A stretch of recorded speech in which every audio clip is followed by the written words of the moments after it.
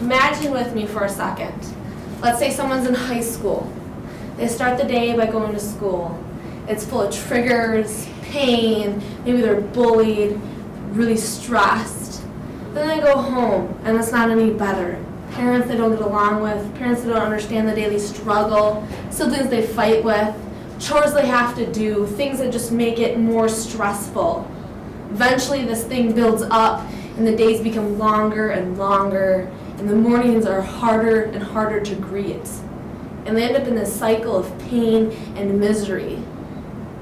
And the only way they see out is to grab the pills, the drink, the blade. They weren't taught any other skills, any other way to manage the stress and anxiety. So they fall deeper into depression, and the only way they find out is at their own hands. And sometimes it's even worse than a blade or the pills, maybe it's even a gun. Today I'm here standing as a voice for the voiceless. The whole goal is to win the fight of mental illness. The whole point of my speech today is to tell you guys how you can help fight this fight and how we can win. I'm going to share some facts of mental illness, and I'm going to share what you guys can do to help me fight this fight and win. So some facts. National Alliance on Mental Illness, the definition of mental illness is a medical condition that disrupts a person's thinking, feeling, mood, ability to relate to others, and daily functioning. So any mental condition that makes daily life really, really, really hard. Examples that I found on Mayo Clinic would be schizophrenia, anxiety disorder, self-harm, addictions, alcoholism. There's lots of kinds of mental illness. So let's see. 1 in 5 people suffer from mental illness. That's 32.4% of people suffer from mental illness. That's a lot. That's several of us in this room.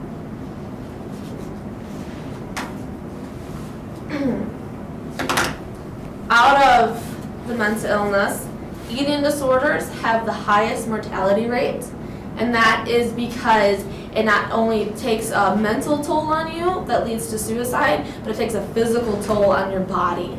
10% of everybody with an eating disorder actually ends up dead. I found on American Foundation for Suicide Prevention that 40,000 or so suicides a year happen. So that's about a suicide every 12 minutes. So that's like really, really sad. That's a really, really big thing. And I know those are just facts, so I'm going to make it real. And it's going to be intense, and that's the whole point, is that it should not be okay, and these images should bother you. So I'm going to just start with me, because these are the photos from kind of the end, so I wasn't as bad, but you can see these clothes are actually like an extra small, and they're still pretty loose. I'm now 3 years recovered, so this was 3 years ago.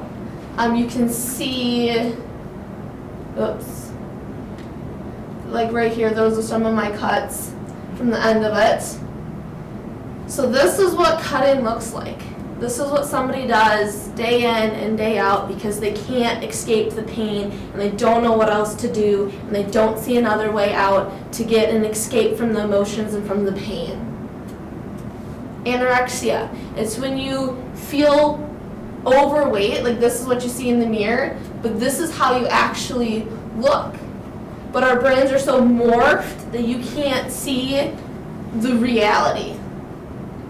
You know, and you have addictions to meds and you have, drinking, and the whole point is to break free. The whole point today is that you guys can help us break free and you guys can help make this, end in someone's life. So the first thing that you guys can do is to use your voice. You guys have the voice. If you see somebody crying or sad, you can go to them and be like, hey, how's it going? Do you want to talk? Do you want somebody to listen? You can go to them. We don't trust people.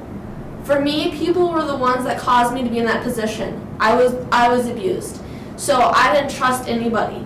So having people come to me and be like, hey, look, we're not all bad, it actually like helps us start to change our view. So it's just stepping out, and it's just saying, hey, I care, hey, I'm here.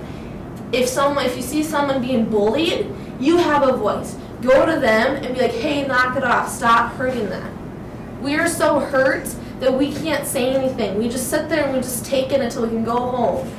So if you actually stand up for them and be like, hey, knock it off, you're actually making a change. You're actually making a difference. You could stop them from going home and ending their life just by stepping outside of yourself. Another really big thing that you can do to help, win this fight is to take care of yourself. The big thing for me was people would tell me all these things, and I'm like, but you haven't done it. You haven't experienced. How can you tell me to do something that you haven't even done? So if you're going to tell someone that life is worth living, then you should believe it yourself. You should have that on the inside of you. So figure out a reason why life is worth living. Figure out why you should continue day to day. Figure out what makes life good, and then you're able to share that with other people. When you figure out how to get through anxieties and triggers, then you're going to be able to share that with people because you have that experience, and that builds credibility, and then people will start to listen, and they'll be like, okay, well, you've experienced this, so maybe you're not crazy, and maybe I can listen. So it's all about taking care of yourself, making sure you're the happiest person that you can be, because that's going to make a big change. A big thing though with mental illness is that we don't look depressed on the outside. We look fine. We're happy. We don't look sad at all. But on the inside, we're sad and we're trapped and we can't get out. And so the thing is, we don't want to just look over people. Say hi to everybody you interact with. Make a connection point with anybody that you see in the day. The happy or the sad. Step out no matter what, no matter where. Because the people that look the happiest could be the saddest.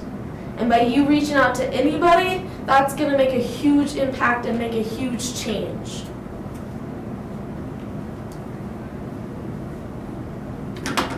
So, for me, for today, I brought you through a very intense, emotional, powerful journey. For me, having somebody come to me and be like, hey, are you okay during the day is what caused me to keep going. It started to show me that not everybody on this world was bad. And I was like, okay, well maybe today I'm fine, maybe I can make it to tomorrow. So just stepping out, using your voice, being that powerful person that you are, actually will make a change. So will you use your voice and help end the fight? This is me. This was August. I've made it. I'm free. I'm conquered. I'm overcome it all. And you guys can help people get to that point using your voice, being that powerful person. You can cause this reality in so many people.